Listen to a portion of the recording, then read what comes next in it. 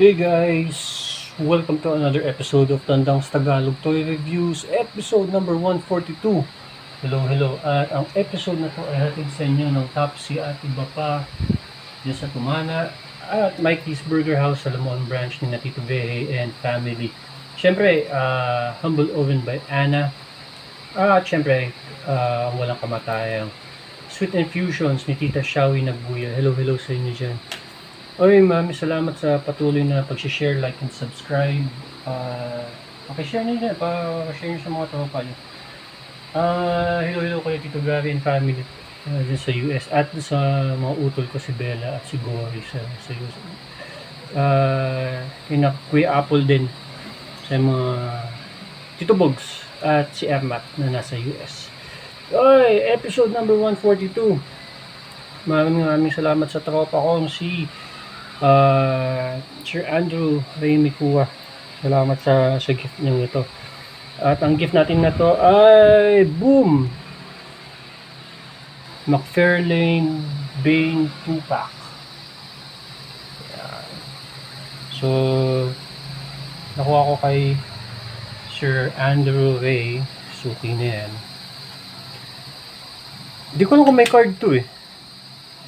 Actually, hindi ko alam kung may card. Pero meron siyang alternate hands. Para dun sa mga lupit ni Todd. Ito yung more accurate na Nightfall na Bane compared dun sa solo pack na medyo rare na ngayon. Ano nang bigayan nyo ngayon. Kung gusto nyo nung unang labas na Bane, pinakamura na nakikita ko nun, 4,000. Yun, legit yun. Ganun talaga bentahan niya ngayon. Ngayon ay August 2024. Nilabas lang yun dati a few years back. Unang labas nun 1,500 something. Ngayon 4,000 na benta. Alright. Sukat natin si Bane. Tapos anuhan natin yung kwan. Since wala ako nung original version, so wala akong point of comparison. Okay. Si Bane ay napaka-astig.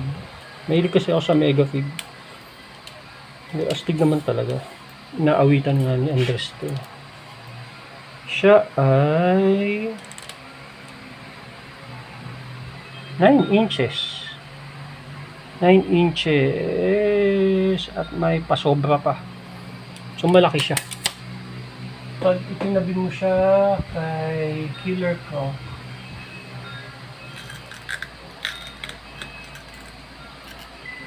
ayan sila side by side, so hindi sila nagkakalayo ng laki ni Killer Croc. Siya yung pinaka kapareho ng size. Pag tinabi mo siya kay Heath Ledger Joker, ayan siya. Pag tinabi mo naman siya sa favorite New 52 Batman, ayan siya. So napaka-astig nitong version nito. Para dun sa mga para dun sa mga may-ari ng unang labas ni Bane, meron din ba siya mga ganito? Yan, so ewan ko kung meron siya. Balbon. Yan. Ito. Tapos mapapansin nyo, meron yung blue. Yan.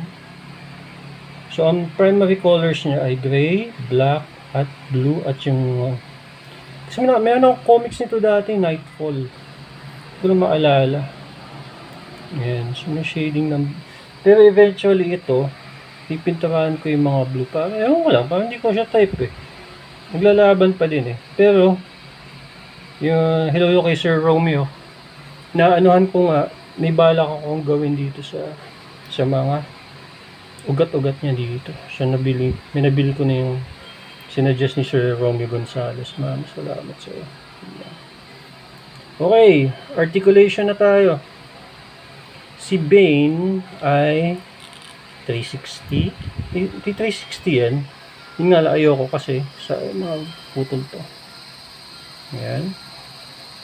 Kaya niyang magaling articulation niya kasi pwede siyang ganyan. Pwede siyang yumukong ganun. May tilt ba? Meron. May tilt. Pwede siyang tumingala. So, ito siya. Ikot. May ikot mo siya 360, yun nga lang, pumipigil sa kanya is ito. Yan, ayan o, ayan, ayan. Good joints. Ganun. Ganun. Yun nga lang, sa mga mega fig, hanggang dito lang sila. Kasi nga yung, for example, ito, bicep niya, hanggang dyan lang talaga siya. Hindi mo siya expect yung double dito. Iikot. At ang bentahe pala nito, makikita mo nyo, meron siyang gripping hands, meron siyang kamao. It's very good. Ito ang masasabi ko na wala yung original version ni Bane. Kasi kung halimbawa, kagaya ko, mas type niyo yung original itsura niya, talaga mukha siyang wrestler. Ito, mukha din naman siya ng wrestler. Napakadali lang pinturahan ng mga blue kung di nyo type. Ako kasi medyo naglalaban pa ako doon sa blue. Parang okay naman siya eh. Okay naman siya. Ab crunch, wala. Pero meron siya swivel dito. Yan. May swivel siya dyan. Side to side. Ito nga pala yan. Lumutan ko yan. Maraming salamat kay Sir Andrew Ray. Napaka-legit yan, Frost Choke Toys. Yan. Kick niya yung ganun dito. Side.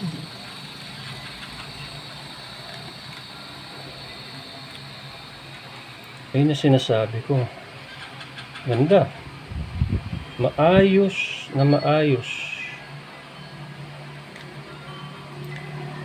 Ano pa? Meron ba siya dito yung iniikot? Wala. Pero meron siya dito. Ayan. Simple. Ito hindi naman nagagalaw ito. 6 packets na. Tsaka labisan na yan. Itong piece na to, isang buo siya. Ito. Ay, actually hindi. Hindi, nakadikit siya. Yung belt. Pagpalitin natin yung kamay. Dali naman. Hindi naman siya lost oil kasi na ilang beses ko na napagpalit ito. Angas. Paint wise, simple lang. Straightforward. Masarap siyang paglaruan kasi nga solid na solid. Parang yung man bat kasi back heavy. Pag ito, ibang version siya ni Killer Croc. Pag pinaglaruan mo siya, very solid. Ito, matibay ito sa bagsakan. Unlike si Clayface. Kasi may mga angulo na nabagsak yan, ako wasak. Aaray ka. Ito, pwedeng pambabdagulan nga ito. Itsura pa lang ni Bane. So, dun sa bumili ng 2-pack na Batman at Clayface, sa totoo lang naman, kaya lang naman binili nila to dahil dito sa fig na to. Mautak lang talaga si McFarlane talaga. Negosyante talaga. Stig. Ito baka gumawa din ako ng review pagkatapos nung sinasabi kong custom ko, pero nagdadalawang isip pa ako dito sa mga blue niya. Baka 50-50 pa din either iitiman ko to or i-keep ko yung blue, pero definitely doon sa mga ugat niya I have something planned for ducks. Alright guys, maraming salamat sa inyong panonood sa aking walang kakwenta-kwentang YouTube channel. Once again, ito ang inyong Homeboy Squad. Maraming salamat. Please, share nyo din. Makatulong naman yung sa dumami-dami naman yung mga nagsasubscribe. Thank you.